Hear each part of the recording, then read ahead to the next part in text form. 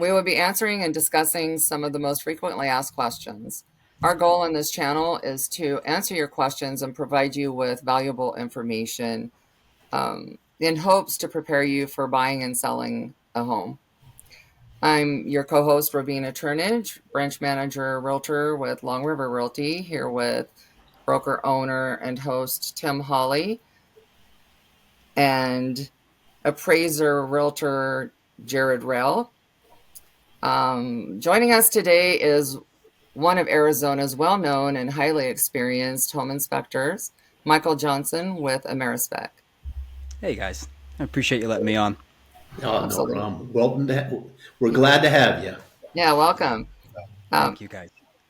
Michael, as we dive in today, I believe there are a few important questions that need to be asked when looking for a home inspector.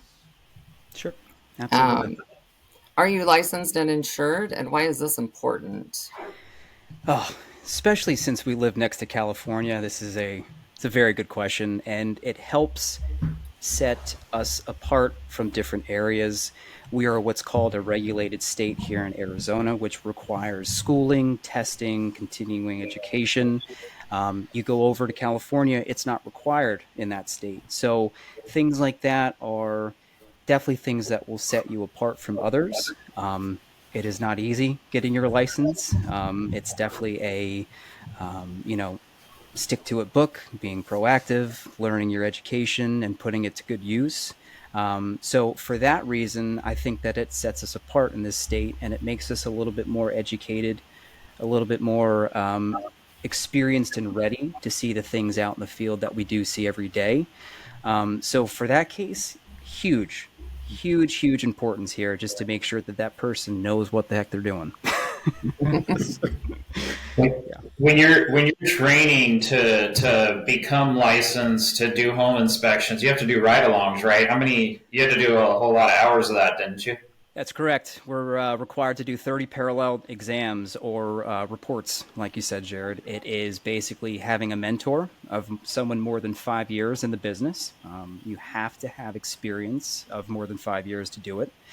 But yeah, so you ride along with your mentor, 30 parallels, you record your own inspection, and you send this in to your mentor for him to look over. It's strenuous. It is a daunting task to do, but I'm telling you, it helps tremendously getting our inspectors ready. And Mike, something that you told me when we first met, and we all give introductions about ourselves, our background, our history, where we come from, what got us where we're at today. Sure. You had a very impressive resume growing up with your father, I believe, was a contractor. Yes, he was. I miss him every day. It's work that I hated doing, but now I miss it. Right. And it gave me absolute 1000% true insight on how things are built, how things should be maintained. And maintenance on a home is so important. And it goes from when the house is built to when you move out. You're always consistently doing maintenance to that place. And yes, working with my father showed me tremendous amounts of installation methods, things to look at, red flags. Sometimes I don't even have to get into the attic and I see something on the ceiling. And because of what my father has taught me or had me do on the job site, I know what it is before I even get in there. And it's such a breath. It's a breath of fresh air because I'm able to know what I'm looking at before I get there. And in that case, it also helps me convey that to the client much easier. We're not all jumbled up in anxiety. We know what's there, we know why it's there, and we can fix it. So it helped tremendously, Tim. Yeah. Yeah, no, that's great. Yeah, that's a huge advantage. I mean, knowing having that background in construction, as you're going through doing a home inspection, that gives you a real leg up on the competition, and obviously from when you were growing up to now, all of the building requirements have changed, but you can still just keep up on the changes rather than starting from scratch and not knowing a whole lot about the construction side of things, right? Absolutely. And you know what? I always tell people, and guys, you've probably heard me say it on site before, but I hated working with my father back in the day. I mean, it was from 18 to 25, and I just wanted to go hang with my friends. I wanted to go, dirt bike riding, going, four wheeling in my truck or on the beach. And now that I look back, I am so grateful for what he taught me and what he made me do, because it was stuff that I didn't want to do back in the day. But you know what? He didn't know that I was going to be doing this in the future. He was just giving me and instilling work ethic and being a man in me, which conveyed into my future profession. Yeah, So and it was cool. It was very nice. I tell my kids that all the time. Why? I don't want it. Just trust me. Just Someday this may come in handy. I may not be around, but you're going to say that darn old man was right. he knew what he was talking about. Yeah. Yeah. So listen. Yeah, yeah, and I try and do that with my kids, and it just doesn't work. So I need help. No, you guys are touching my heart. Oh my god.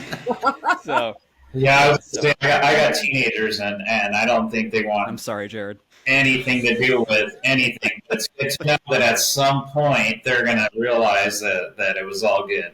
Yeah, Yeah. yeah. I'm waiting for that day, but yes, it will come. It'll come too quick. Yes, Just sir. slow down and enjoy the ride. Yes, sir. I have adult children and I'm still waiting. But it's okay. They'll grow up one day. Oh, Ravina, you're killing me. Yeah, yeah. all right. 20 years from now they'll see this and go, "Oh wow, we did that." That's right. Yeah, no, that's right. That's right. I love it. Okay, well, you definitely have touched on how your experience benefits our clients. But how much experience do you have? How much? How many years? I mean, So, like a lifetime. yeah. Oh, gosh. So I didn't do this before I got here. I did construction and a couple other things that I dabbled in. So it's been almost 10 years now, almost a decade. And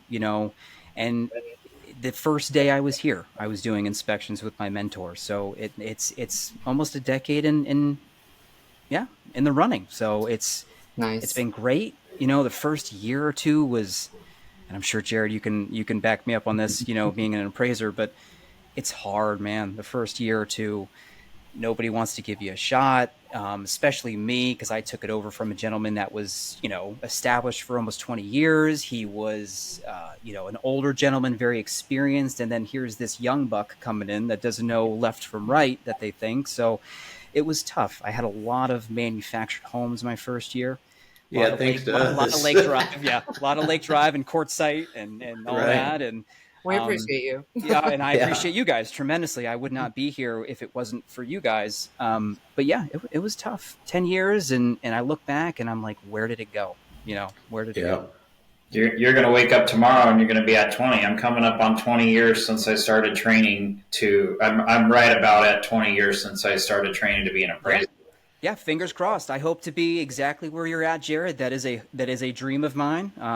My wife and I moved out here for this to be a 5-year pipe dream for us to buy it, work it, sell it, and go back home. And now, an extra 5 years later, we have no desire to leave. Business is great. People here are wonderful. This is a very cliquey town. But once you get in and you do the things that you say you're going to do, and people realize that you're honest, loyal, and truthful, man, they come right back. It's crazy, Yeah, and there's one thing I always say, it's about anywhere, not just Havasu. Sure. But when your actions speak so loudly that nobody can hear what you're saying, you have it made. That's great. Absolutely. I haven't heard that. That's great.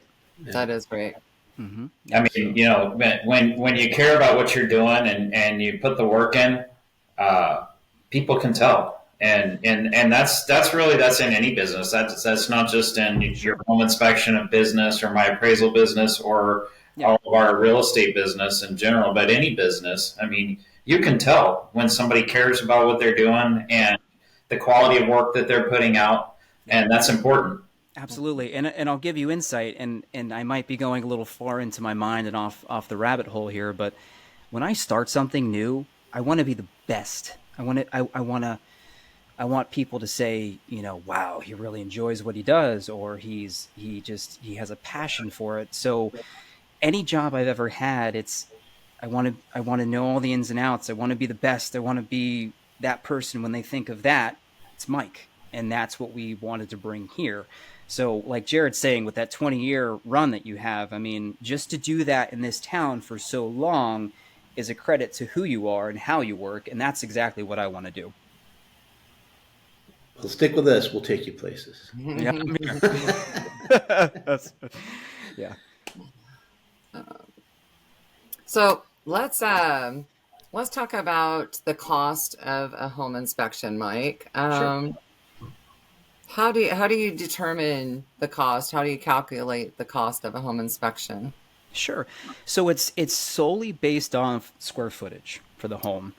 And there's a lot of different price charts that you can get into with different guys out here. They're never going to be the same. You want to be a little leery of people that are really undercutting people. And I hate to say that because some people need that. Some people need help with payments. And so they will go with the cheapest guy in town. And you got to be careful with that, but it's based off square footage. Mine start from, let's say, about 3 to 325 and go up. It's based off square footage for the home. We have a bunch of ancillary features that we provide as well: termite, lead, asbestos, mold. I'm getting ready to add sewer scopes as well. So these are all things that on site we can add, and they are additional, but they are things that we can, while we're there, check everything out. So you're not having to pull and grab people from other businesses to kind of collectively be there. So, and I don't know, you might do this and I just don't know about it. Dana handles a lot of the paperwork on the stuff. And I so I have to give her the glory, but a lot of things that happen, and Ravina will tell you with that. And even Jared, on manufactured homes, they have to have tie downs, or they have to have engineer certificates. Are you at the point where you can do inspections on that also? Not quite on engineering yet. It's a lot of schooling to do stuff like that, and I would love to do it. But no, I do not have that certification yet. That's a big boy certification. Yeah, and that's one where they basically want you to look at the visual and say, does this look like it's been done right, is what it comes down to. Just so you know, we look at, Yeah, because we always, once we get a lot of them, depending on the type of loan it is, and even some I've seen conventional lately, just had a conventional call out from an appraisal. Yeah. And no, Jared didn't do it. And, we were on the sell side of it, so we didn't order up a lot of this stuff. Sure. But it was conventional, no carports, no awnings. No, this is just a home sitting on a piece of land, and they just called out for engineer. Sure. Now, I have been called one time I went to Siloam just to go check a manufactured home. They did a metal awning on the front, and they wanted to make sure that it was done right. It wasn't a engineering certification, but it was, hey, I need you to get up there and make sure it's bolted down and to the house or to the ground right. So I will do things like that, but the legal certification that comes with it, I can't produce that. Okay, that's fine. Just always got to ask, so just something. Well, I love it because Steven, out of the office, he was telling me that he knows a guy that does home inspections for the manufactured homes, and he has a remote control little tank that goes underneath the house that kind of does all this stuff and looks around. So I love hearing new stuff like that. I just technology is wonderful. Technology is wonderful. I just need money. Yeah, well, especially on some of that stuff where I've had them, and you might even been the inspector that went under and you find cats, dead dogs, and stuff that nobody knows about. But you get to find all that, snakes and little rats and scorpions. Yeah, so you get all the fun stuff. It's fun. Yeah, just like up in the attic every so often. So my inspector Matt, real quick, he was doing an inspection yesterday on a manufactured crawl space, and it was horrible. Jared, I'm sure when you get to that crawl space entrance and all those wires are hanging, and he sent me a picture and he's like, oh my gosh, he's like, I don't know what's going on here. I'm like, just be careful. It's the home letting you know, hey, you're still alive. This is called a courtesy zap, while you're crawling, just letting you know you're still breathing, So. Yeah, in the appraisal industry, I mean, we're calling for somebody else to do a full inspection of that crawl space. We do need to check under there. We're looking for, are the wheels and axles removed, right. And is the tongue been removed and stuff like that. But I have no interest in getting under there and putting on a suit and crawling all the way into the home. Yep. If that was part of my job description, I don't know if I'd be doing it. I would stick to selling houses at that point.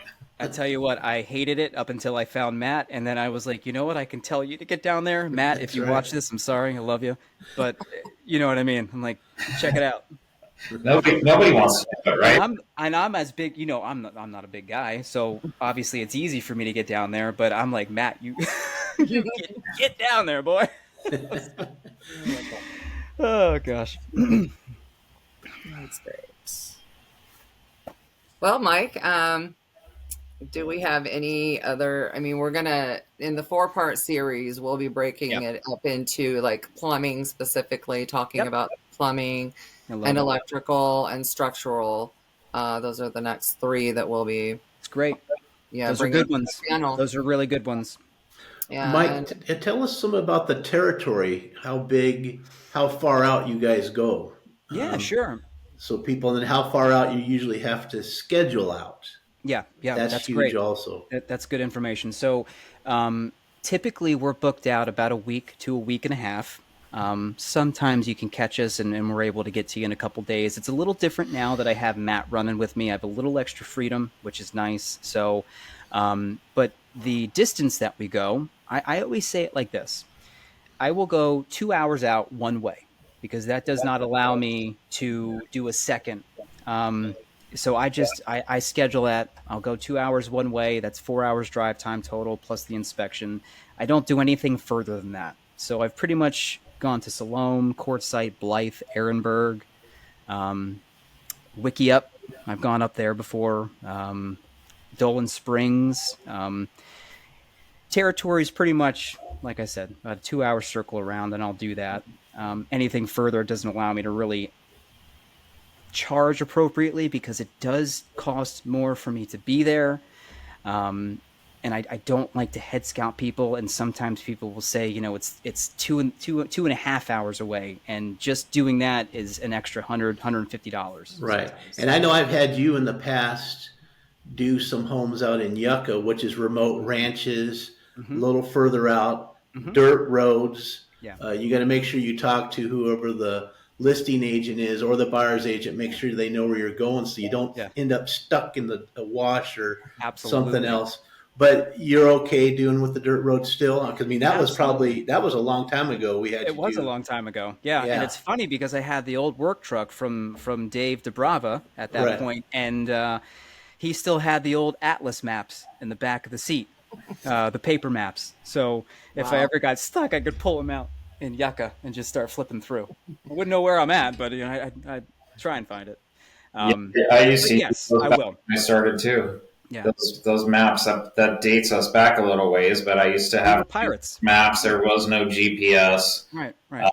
But getting, even if it's on the map, doesn't mean it's drivable. I've been out there in those areas, Tim. You know your way around out in those rural areas, and I was going to ask that so you don't go any further, but you don't charge any more to cover, say Golden Valley or even Dolan Springs. I mean, that's quite a trek. It's the same fee, or so Dolan's a little extra, and it goes to windshield time for me. Going to Golden Shores or Topak or even Kingman, Bullhead, Parker, we're not really upcharging too much for that. You might have a little uptick of maybe $25 extra. The Dolan Springs one, or Ehrenberg or Blythe, or even going to Quartzsite, because that's an hour and a half one way pretty much. Right. We charge a little extra for that. You're probably looking at $50 to $75 extra. So yes, there is an upside tick to a further property, but I try and keep it down as much as possible because I have to be competitive out here. There's just so many inspectors now, and I don't want to charge people an arm and a leg just to get out and look at a house. I want the job, and I love to work, and that's my problem. I want to always be consistently working and busy each week. So whatever I need to do to make it work, we're flexible. Yeah, and with all the construction going on, and thank you for all the construction in Arizona because that helps from beating up our roads. I know when we go from Havasu to Quartzsite, sometimes we got to tell clients, well, this is our intended time to be there, but we're not sure what construction is going to do. And now we're going to Kingman, like we have, we're up there quite a bit, and they're doing Interstate 40 to the connection to I-11 Yep. corridor. So, I know a lot of they get off at Shinneramp, take the back road in, and do some of those bypass and get, you can get off at Shinneramp and cut through Golden Valley if you're going that way. You can get off and cut through the side roads of Kingman, you're going that way.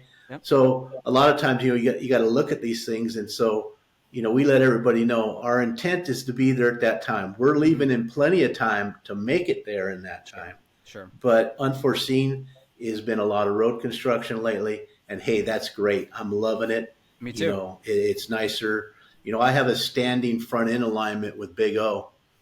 I just buy. That's one of the few warranties I buy is front end alignments. Because I go in there and they're all, where you been driving the Chrysler on? Just regular Arizona roads. And then I take my truck in there that spends the most time on dirt. Yeah. I'm like, how's the truck? Oh, the truck's perfect. Yeah, our roads are like cobblestone 1890s roads. It's unbelievable. I have a new vehicle and I feel like I'm doing this all day. Yeah, especially going to Quartzsite. I remember the one time I got stuck in between that 2-lane road with the washouts. I got stuck there because it rained. That's right. I remember that one. Oh my gosh, took me an hour and a half to get home. On top of the hour and a half there, because I got all the way through, got back to the road, and my car started messing up, so I had to go back to the 10, and I took the 10 back home. So, Quartzsite's fun. Yeah. So when you got to watch when it's, and I'm like, man, I must be getting old like my parents. I watch the dang weather report every day. You got to look. You got to know. You have to. Hey, we're traveling. Okay, what's the weather going this way? What's it going that way? It's we go, and that's for us, because the truck, the car gets better gas mileage than the truck. Yes. But now I got to look at the weather to say, are we taking the car or the truck today? Yep. I get it. See what we're going to be in. I get it. Yep. Just a quick disclaimer for our viewers. Big O is not sponsoring this video. This video is not sponsored. Yeah. Thank you, Ravina. I'm not trying to get brownie points from the guys down there. Let's just say yet. You're not sponsored yet. That's right. Well, I'll send them a copy. I'll tell them to go on our channel and take a look at this. Yeah. Oh my gosh, you guys are crazy. You're welcome. Ravina, you're monitoring the schedule and what we're going here. Do we have anything else that we want to put in today's episode or save it for the next episode? And then do we have any closings from anybody else that they want to talk about quickly? What, you guys go first, and I have a couple things. Yeah, sure. This is not in our bullet points today. It's not on topic really, but it is an experience that I had this morning with a showing. And so I'm just going to throw it in there. If you feel like it's something that could be used in another video instead of this one, we can do that too. But I did have a showing at a property that the utilities cannot be turned on. Electric, water cannot be turned on. So the buyer is not able to have a full home inspection. Mm-hmm. And they were asking me, so how do we know what we're buying? There's not an offer on it right now. But they're asking me that. And I said, I'm going to be talking with a home inspector today. Mm-hmm. That's the old pig in the poke deal there. Exactly. It is. It absolutely is. Yeah. Yeah. And stuff like that's tough because you want the whole thing inspected. I contemplated today thinking about stuff to talk about, and I was like, if we get to something like this, I have a story as well, and you want the whole place inspected. Water and electricity are major utilities to have looked at. I will inspect a place if it doesn't have that, but I always let the clients know, this isn't going to be a full inspection. And for me, if it was me, I couldn't sleep on it because I know certain aspects weren't looked at. But that is a very tough situation. It's kind of like, what do you do, except just making sure that your clients feel adequate and comfortable with what they're doing. I'll pipe in a little bit on that too, Rovina. Yeah. I mean, in the appraisal industry, we'd just be making an extraordinary assumption. We're assuming everything works, but from my real estate side of things, and this is my personal opinion. I mean, but if my client's buying something and they don't know anything about anything, then I'm going to have to assume the worst, and it's going to be reflected in my offer. Meaning, I'm assuming that there's issues with all of this stuff. And the seller's got to understand if they don't have the ability to turn that stuff on, that's what their offers should probably look like, and they need to reflect that. Right. They need to know they're not going to get market value because nobody knows what's going on with the house. Absolutely. Yeah, and it could be one of those ones that you make the offer, everybody accepts the offer, and then you really dig into it deeper and say, I think I want a little credit here. Right. I think we need to do some seller credits at closing, because again, you don't know what can of worms you're opening up here. It's something's going to be there, or else everything would be working. Yeah, I'm literally going through this week. I had a house scheduled actually last Thursday with an extremely reputable company here in town, with an extremely reputable person, and I won't see any names because they're amazing. I love them, but we had an inspection Thursday. Water was cut off. We had another inspection coming up this week. I get there, it's still off, and the buyer's with me at that point at the house, and he's like looking at me like it's my fault, and I'm like, I need you to wait, because not having water, I got to check for leaks. What if we didn't do it and then they turn the water on? You had some kind of connection leak in your attic, and then all this water comes in. You're going to be mad with me, and then I'm going to have to tell you, well, we should have waited. And I know a lot of agents get very upset with me when I tell them I want to wait and do everything together. But that's kind of why. No, and it has to get done. I mean, next thing you know, the water's turned on and you have a shower in the living room. That's really not very good. Right. So, and it does reflect on us, like Jared said. We go in there, or at least I do. Sorry if I'm yelling, but we go in there thinking that things aren't perfect, and that's how our job is. That's we're skewed on the world because we see it every day. So when we go into a house, I'm expecting to find things. That's what I want. When I don't find things, I feel very, very, very awkward going over the inspection report. Yeah, and that's where we talk about latent defects and blatant defects. Yes. Oh, that's good. Mm-hmm. I like that. Yeah. So you're going to find the latent defects. Yes. And the blatant would be the seller not telling us what they know. And if they would just tell us what they know, A, it keeps them out of court, and B, makes it easier for everybody. They're supposed to disclose that. Absolutely. Yeah, and I was going to back up one more time on the appraisal thing, by the way, and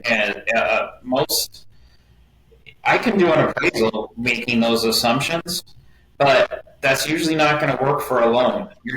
You're not getting that loan until the utilities are on in most cases, because they can't trust what the value is. They can't trust anything. The standards allow me to make extraordinary assumptions. And it just, this value only works if everything is working. Yeah. Right. Right. But if it's found to be that it's not working, then that could change all of my opinions. Well, what good does that value do anybody if it's going to change when we turn it on and we find out there's all these issues? So most of the time, for lending purposes, and which is for a lot of people. I mean, I can do it privately for a cash deal and handle it that way. But on the loan side of things, they're going to want that report completed, subject to the utilities being on and me being able to look at some stuff. But we're not home inspectors as appraisers.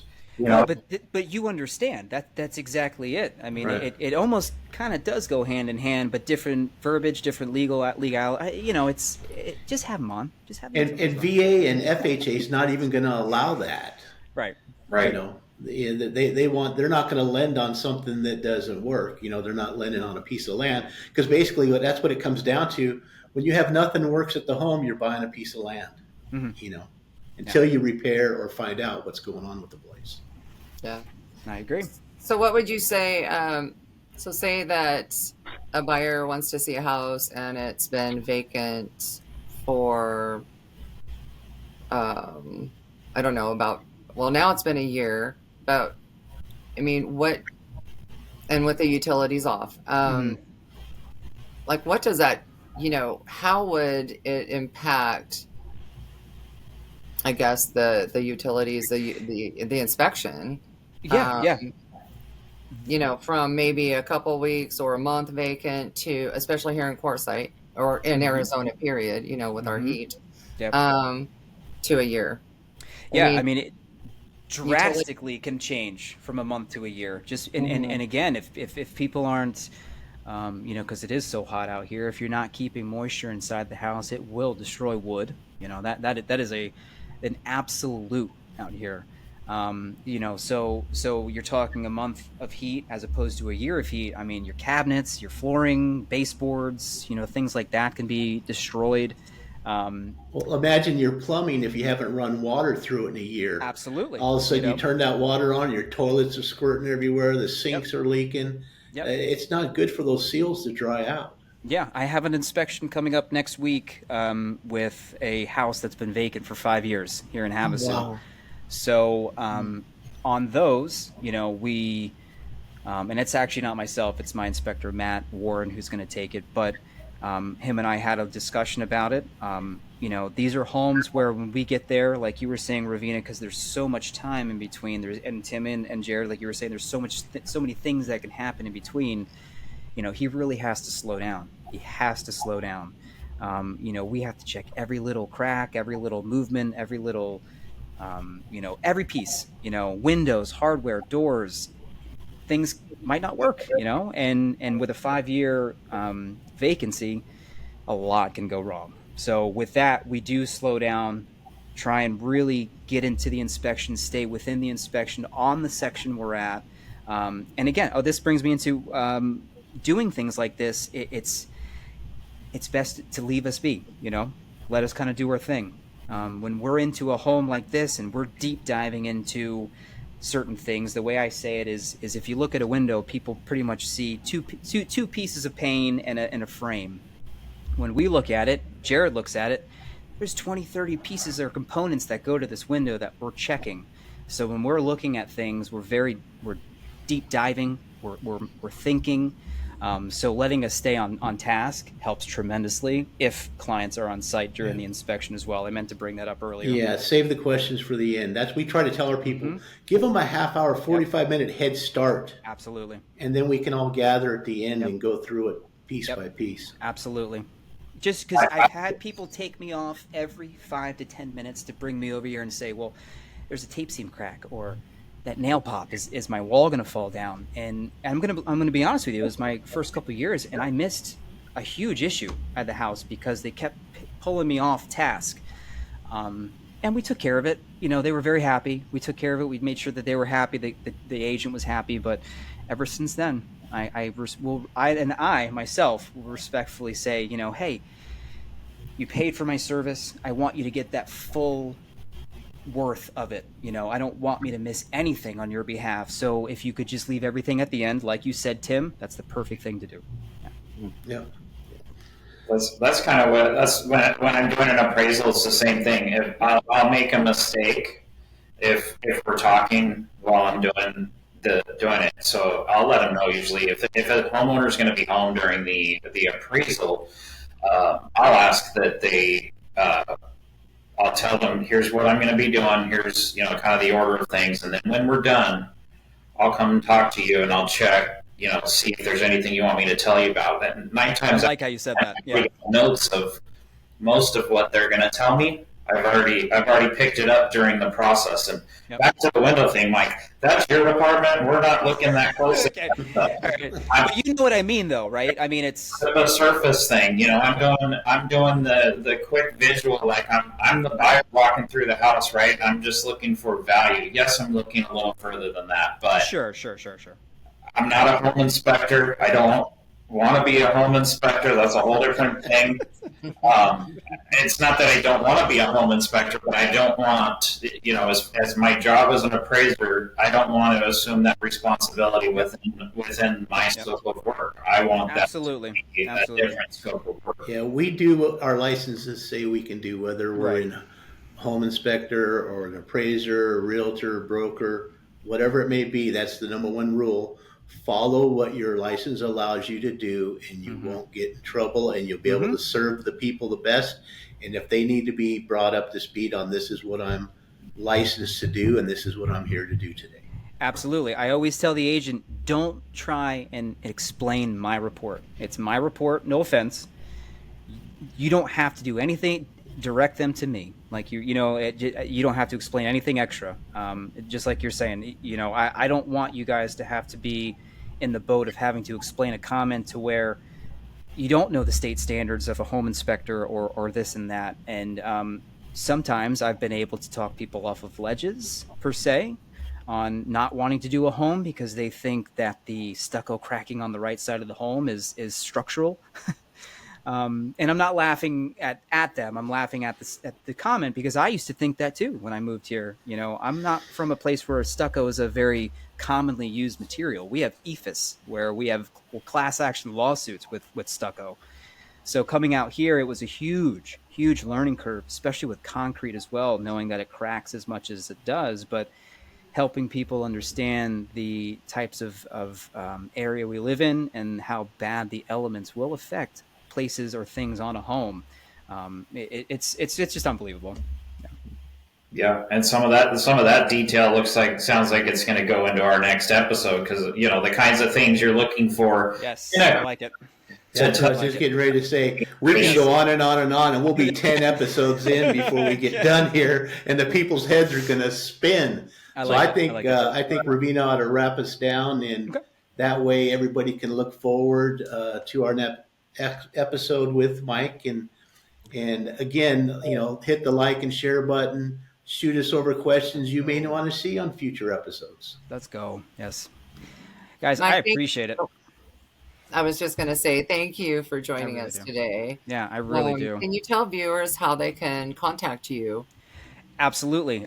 So AmeriSpec Home Inspections, Mike Johnson, Matt Warren. My cell phone number is 910-398-3661, or you can email me at mjohnson or at AmeriSpec.net, and that's AmeriSpec.net. Perfect. Thank you. Thank you. And again, join us next week as we continue to bring you more valuable content, real estate content. Yeah. All right. Thank you, everybody. Oh, that was fun, man.